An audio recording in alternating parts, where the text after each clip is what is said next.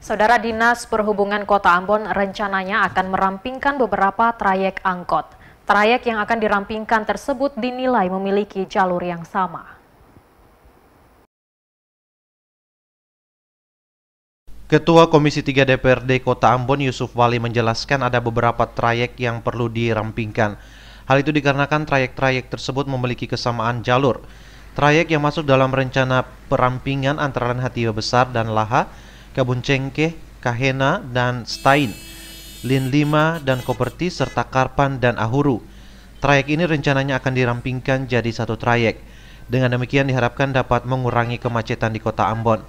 Selain perampingan trayek, Komisi 3 DPRD Kota Ambon juga merekomendasikan sistem peremajaan terhadap angkot yang sudah tidak layak beroperasi. Terkait dengan masalah kendaraan yang ada di Kota Ambon, yang hari ini banyak kendaraan yang tidak layak untuk difungsikan untuk mengangkut para penumpang.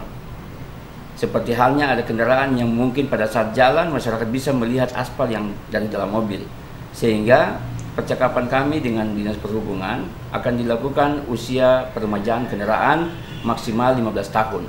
Dan itu sudah lewat kajian oleh Dinas Perhubungan bahwa 5 tahun untuk fungsi pembayaran oleh para pengusaha dan masa 10 tahun dapat dilakukan untuk masa profit bagi mereka. Dan ini juga akan dilakukan proses-proses lanjutan, yaitu misalnya semua kendaraan akan dimasukkan pada terminal masing-masing. Yang semula ada terminal Kebun Cengkeh misalnya yang tidak memiliki terminal di terminal sana, itu akan difungsikan betul terminal itu untuk fungsi yang sebenarnya. Jadi para pedagang ke depan itu akan ditata betul apakah fungsi terminal akan dipakai betul-betul untuk terminal atau para pedagang. Dan keinginan kita fungsi-fungsi ini harus dinormalisasi kembali.